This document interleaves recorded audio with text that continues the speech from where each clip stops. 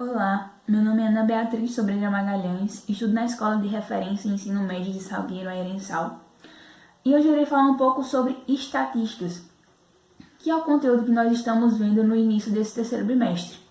O termo estatística antigamente se referia a cidadão político e, com o passar dos anos, passou a ser utilizado em alemão como conjunto de dados do Estado, conceito esse que percorre e ainda perdura até os dias de hoje. Mas afinal, o que é estatística? Esta é uma ciência exata responsável pela coleta, organização, análise e registro de dados por amostra para uma determinada pesquisa. É uma ferramenta muito importante para a tomada de decisões, principalmente por estar baseada em estudos, e era utilizada na antiguidade para registrar a quantidade de pessoas que nasciam e aquelas que morriam. Para realizar a sua estatística é necessário alguns elementos. O primeiro deles é escolher o seu universo estatístico, a população, ou seja, as pessoas ou os objetos com características necessárias para o seu estudo. O segundo ponto é delimitar a amostra, uma porção do seu universo estatístico para obter as informações. E o terceiro ponto é escolher as variáveis, ou seja, as perguntas que você irá fazer nessa pesquisa. Essas variáveis podem ser de caráter qualitativo, vai expressar uma característica, um atributo do entrevistado. Essas variáveis qualitativas dividem-se em ordinal, quando expressa uma ordem, uma hierarquia, como por exemplo bom ou ruim, péssimo, e podem ser também nominais, como a cor, a raça. Além das variáveis qualitativas, existem as quantitativas, em que as respostas serão obtidas através de números. Essas quantitativas também vão se subdividir em discretas, quando é um número exato, como por exemplo a quantidade de matérias que se estuda no ensino médio, que é em torno de 16, e contínuo, quando o número vai variar. Um exemplo disso é o tempo. Eu irei começar falando sobre o gráfico da evolução diária de casos do Covid-19 em Pernambuco. Esse gráfico passa a ser contado a partir do dia 14 de março, momento em que surgiram os primeiros casos no nosso estado. E durante esse mês não tem números tão significativos, tendo em vista que estava apenas no início de tudo. O mês de março ele termina com um total de 1.138 casos. O mês de abril a situação começa a mudar, e os números também. Ele termina com um total de 7.218 contaminados.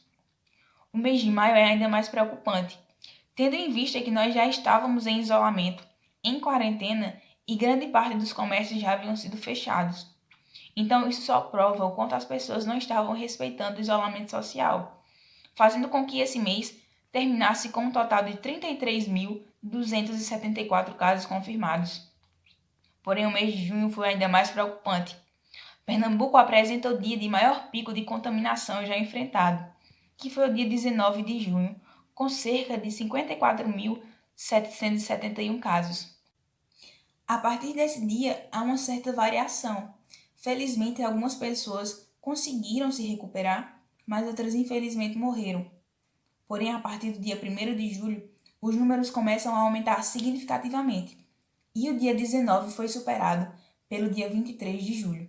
Pernambuco consta com 59.961 casos, e atualmente ele tem 83.240 casos, onde destes 6.211 pessoas morreram.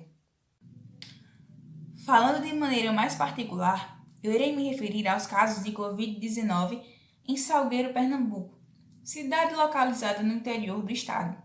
Atualmente ela apresenta 1.535 casos descartados que foram testados pelo método SWAB ou por testes rápidos. Ela contém 355 casos confirmados, também pelo método SWAB, testes rápidos ou através da sorologia. Salgueiro contém 188 casos recuperados, 155 ainda estão ativos, ou seja, 155 pessoas ainda estão enfrentando esse vírus. Ela apresenta 29 casos em investigação e 12 óbitos. Colocando as informações do último gráfico, eu trago os casos do Covid-19 por localidade em Salgueiro. O centro ele consta com 60 casos confirmados e 34 recuperados. A comunidade Aticum tem um caso confirmado e um recuperado. Já a comunidade Uri tem 5 casos confirmados e um recuperado. A Coab, por sua vez, tem 17 confirmados e 2 recuperados. Conceição das Crioulas, 3 confirmados e 1 recuperado. O Pau-Ferro tem 3 confirmados e 3 recuperados consecutivamente. O Divino Espírito Santo tem 13 confirmados e 6 recuperados. O Imperador, 21 confirmados e 8 recuperados. O Quarto Distrito tem 1 confirmado e 1 recuperado. Maria Panta, que é no Prado, tem 36 confirmados e 27 recuperados. Monte Alegre, 16 confirmados, 8 recuperados. Nossa Senhora Aparecida, que também é no Prado, tem 24 confirmados e 16 recuperados. Nossa Senhora de Fátima tem 9 confirmados e 7 recuperados. Nossa Senhora das Graças, que corresponde à Bomba, tem 53 casos confirmados e 25 recuperados. O Pax tem 6 confirmados e 6 recuperados. O Planalto tem 26 confirmados e 16 recuperados. O Residencial Santo Antônio tem 4 confirmados e 2 recuperados. O Riachinho, 37 confirmados, 14 recuperados. Santa Margarida, 10 confirmados e 3 recuperados. O Mães tem 4 confirmados e 1 recuperados. E por último o Presídio, com 6 casos confirmados e 6 casos recuperados.